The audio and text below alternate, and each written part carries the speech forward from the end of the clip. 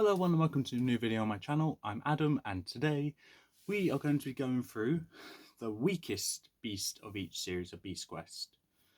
And now, just to say, I've done the strongest beast of each series before, in my opinion, and that was just a couple of days ago. Now, I'm going to do the weakest to kind of complete that era. And then I'll probably move on to weakest first book, weakest second, third, fourth, strongest, sorry, no, from the first books, weakest to strongest, yeah, then so on and so forth. Just, so every beast gets ranked except the specials, which I've already done. Well, no, that was just personal ranking. Never mind. Might do specials, might not. Just I don't know. Right now we got what I think are the weakest beasts of each series, and I'll be going through it in a way of series 1, 2, 3, 4, that kind of route. So yeah, with that, we're gonna get straight into the video. Also, what do you think of my Christmas decorations? It's just 2 bits of tinsel. That's the best you're gonna get. So, I do have something else as well. It won't be in this video, but it will be in the next one I do. But with that, let's get into the video. Please bear in mind, this is my opinion, so if your opinion is different, I'm sorry. But yeah, let's do this. Right, to me, the weakest beast in Series 1 is Nanook the Snow Monster. And like I said, this is my opinion. But really, the reason why I'm putting Nanook here is because regarding Battle of the Beast, she's always died in round 1.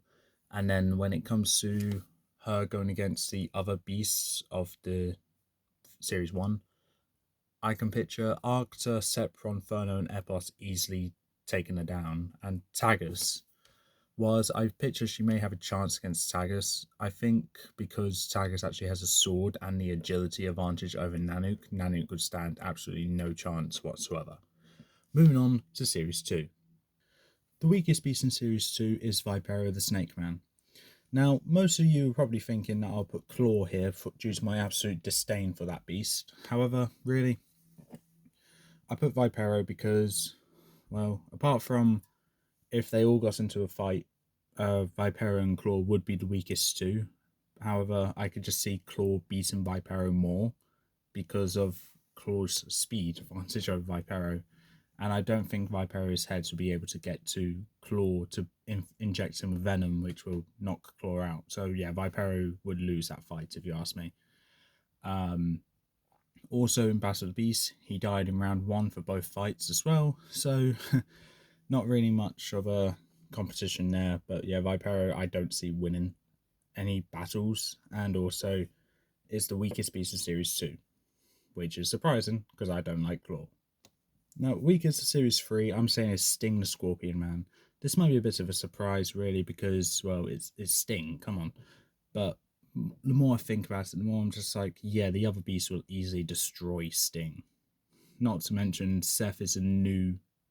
Well, Seth turns into Sting, so he's relatively inexperienced with being a Scorpion Man. So when it comes to that, I'm just thinking, yeah, no, Sting is going to die easily. Even Score would kill him easily. Moving on. Right, Series 4 was a tough choice for me, and that's because all the Ghost Beasts do have something going for them, making them relatively good in fight. But I decided to go with Nixa, because Nixa, whilst having those tentacles to constrict the life as for prey, really though, compared to Sharp Claws, Fangs, or even Ice Breath, it's not going to do anything against the other beasts, in my opinion. And her ability to transform into other things is not going to help her because she won't really be as experienced fighting with whatever weapons / abilities that anything else that she turns into will have. So due to that, and also weaknesses of sunlight and herself by looking at her own reflection, I think it's just going to be an easy loss for Nixa. However, it was a tough choice to decide that between her or Luna. Right, it pains me to say this, but really Hawkeye I think is the weakest of Series 5. And whilst I'm giving Koldo the benefit of the doubt here, she's obviously going to lose to Rock and Tremor. A Mixus I think would take care of her in a good fight. Same with Crab. When it comes to her and Koldo, I just think Koldo will be able to batter Hawkeye before Hawkeye can break the ice. So for that, Hawkeye's the weakest. It hurts to actually put Hawkeye here, but thinking about it, it does make sense. A beast that isn't really that was easy, to put on this list was actually Mura the Rat Monster. Now, I do have some appreciation for this beast due to his rat swarming ability, being able to summon a swarm of rats. But because he's not made up of tiny rats like previous beasts have, like future beasts have been, like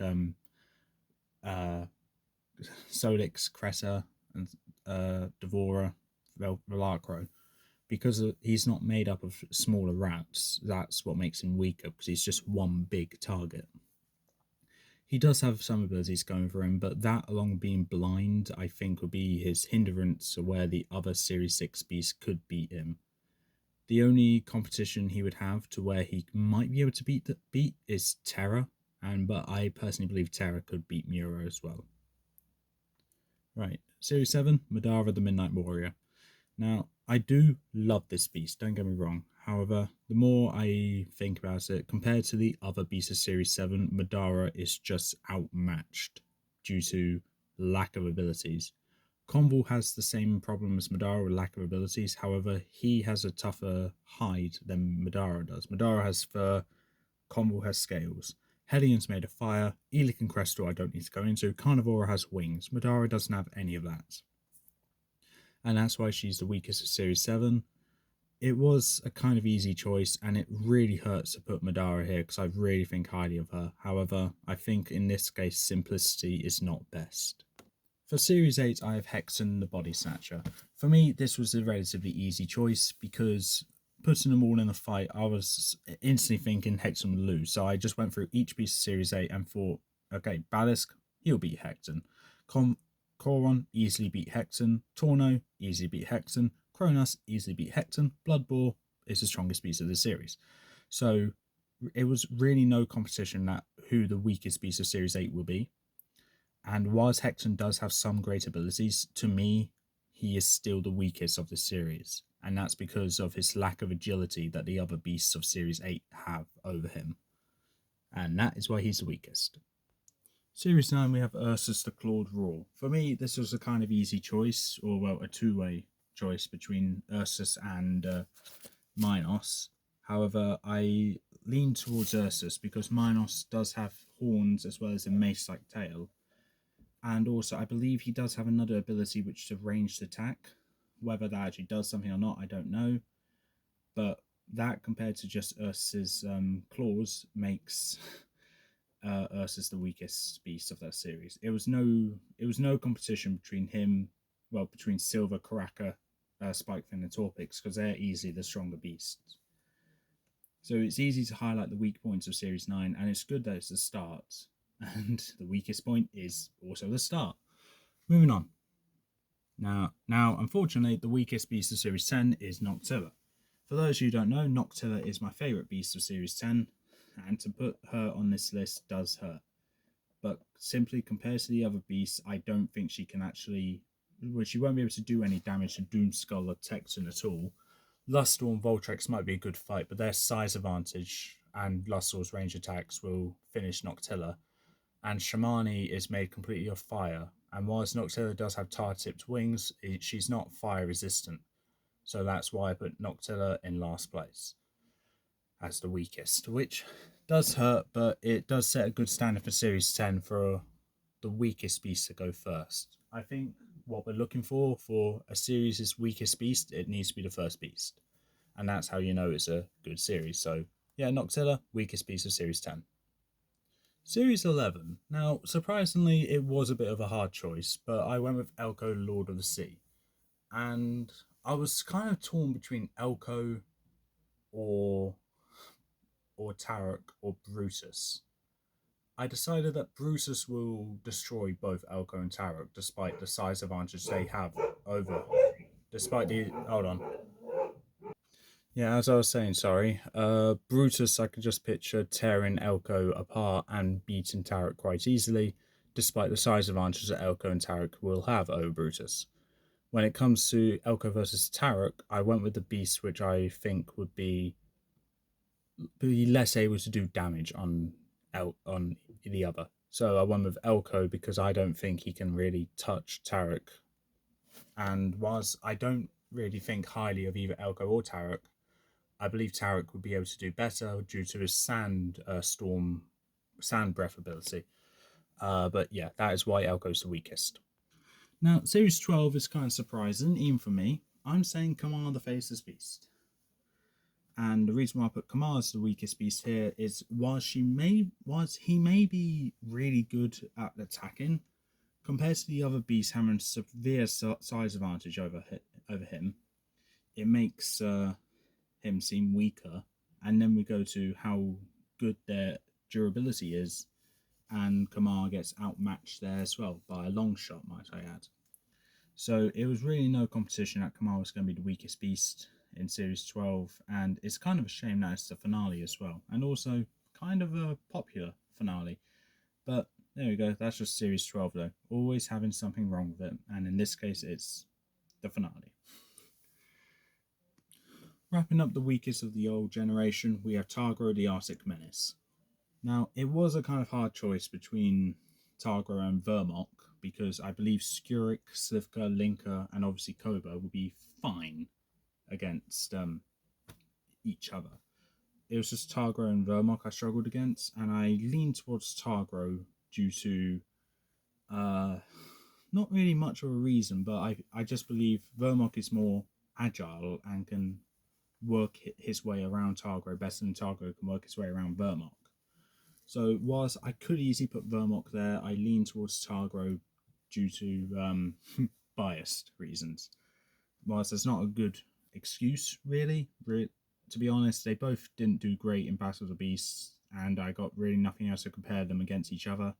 So I just went with Targro due to being the weaker beast in my opinion. For Series 14, I have Tychron the Jungle Master. I finally got to put a monkey beast on the weakest list ranking, and it's really no competition. Ravkor's the strongest in my opinion, Falra's a Phoenix, so obvious reasons there. And then it comes to Tychron and Vizlak. Vizlak has a sap shooting ability where he can make Tychron be stiff in place. Whilst Tychron may be able to break out of that, it will slow him down, in which Vizlak can come up and constrict Tychron. So for that, I put Tychron as the weakest beast. Whilst he may be the fastest, he is not going to be able to beat the other beasts of Series 14. For Series 15, it was a kind of easy choice with Xeric the Bone Cruncher. To start off, it's obvious Wardok and Plexor will be fine, because Plexor, in my opinion, is the strongest of Series 15, and Wardok won a tournament of Battle of the Beasts, so no competition there that those two are not going to be the weakest. But then you have Xeric versus Quagos. I could see an argument for Quagos being stronger than Xeric. Sorry, weaker than Xeric. However, I lean towards Xeric being the weakest because of his abilities compared to Quagos. Quagos, I think, can fight off the amount of vines Xeric has, making Xeric, therefore, quite a easy beast to defeat.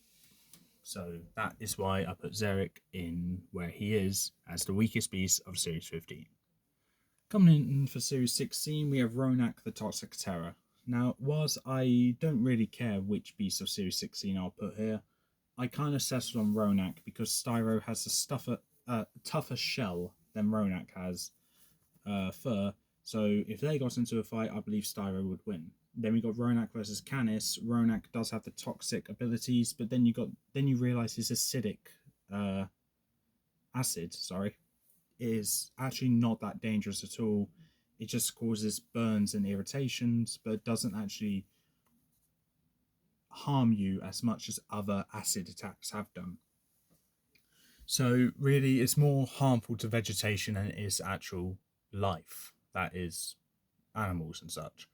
So Canis would win due to his shadow phasing ability, and also the fact that Ronak's acid ability doesn't do much at all. So that is why Ronak is the weakest of Series 16. Weakest of Series 17 is Sorex Silent Creeper, with the only reason being that two other beasts of Series 17 are non-solid materials, being sand and a cloud, so they're automatically safe. Then you got Griff versus Sorex, and because Griff has the height advantage, but also the Ice Beam, which can change this cold-blooded creature, being Sorex, to turn his temperature against him, Sorex would freeze before he can even do anything against Griff. So, easy choice, but kind of sad that I had to put a beast that I kind of like as the weakest Series 17. Weakest of Series 18 is Krytor the Bloodbat. I don't really think it's much of a competition because Soara, despite being a disappointing beast, is quite a powerful one because it's hard to even touch her. Corixa is the strongest, and then it's him versus Krytor versus Drogan. Comparing their abilities, I don't think Krytor can even injure Drogan, so I think Krytor by a long shot is the weakest of Series 18.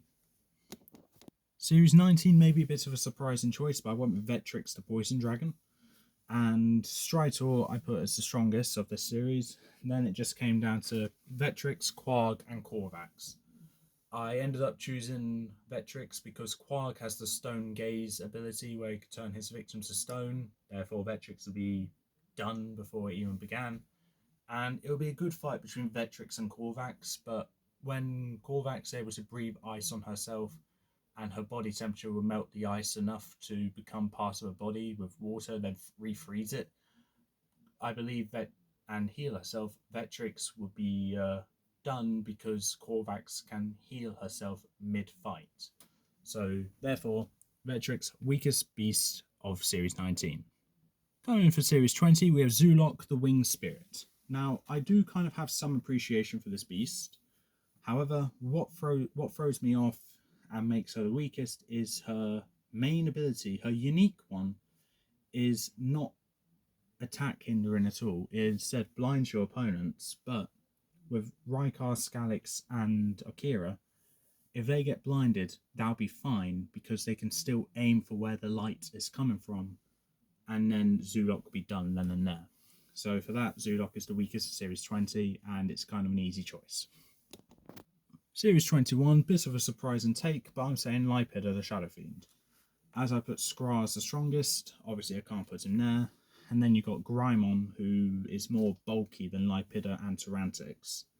So then it's Lipida versus Tyrantix. And whilst it was kind of a tough choice, I lean towards Lipida being the weaker one due to how fragile her body looks compared to Tyrantix. So it ultimately comes down to defensiveness and durability, and Lipida would falter at that point there.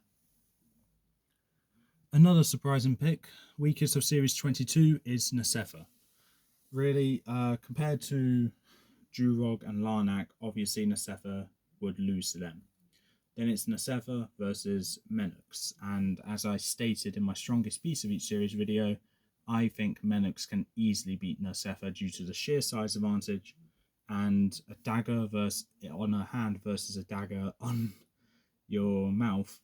I think the dagger on the mouth would be more effective than the dagger on the hand because Nasefa is a faster target, don't get me wrong, but she needs to come up close to Menux to attack him, and Menux will be able to grab her and finish her then and there. So for that, Nasefa, weakest Series 22. Close fight, but I do believe Nasefa will lose. Series 23, I got Querzal the Swamp Monster, and this ultimately comes down to Crotax and Torka being simply better against Querzal for obvious reasons. And then it's him versus Zircon. Zircon can shapeshift into literally any beast, let's say Hellion. Throw a fireball at him, done. Simple as. That is not really much to say about Querzal, but that's it. Weakest of Series 24 is Electro the Stormbird. And whilst it does kind of pay me to put Electro here because I like Electro, it ultimately comes down to her versus Fluga, Morax, and Krokol. Morax is obvious being the most defensive. Krokol is the father of fear and the new generation version of Cobra.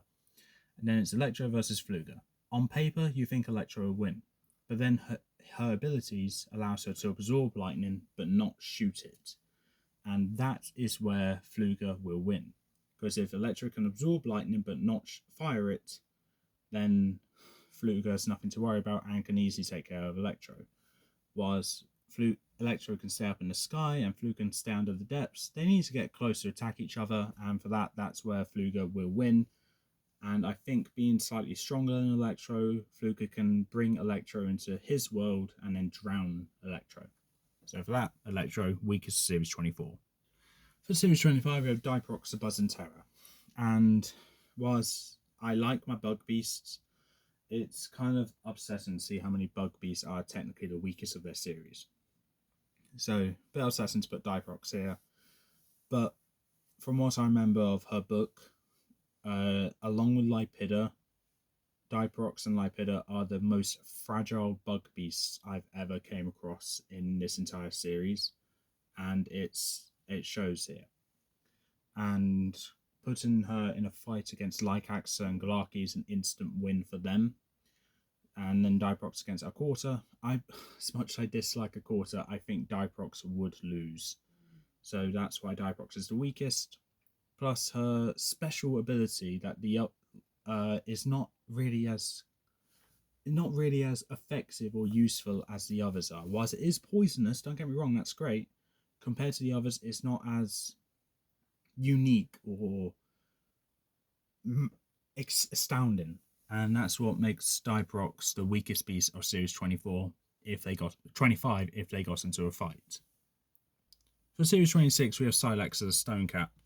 And as surprising as this may sound, this was actually kind of a tough choice.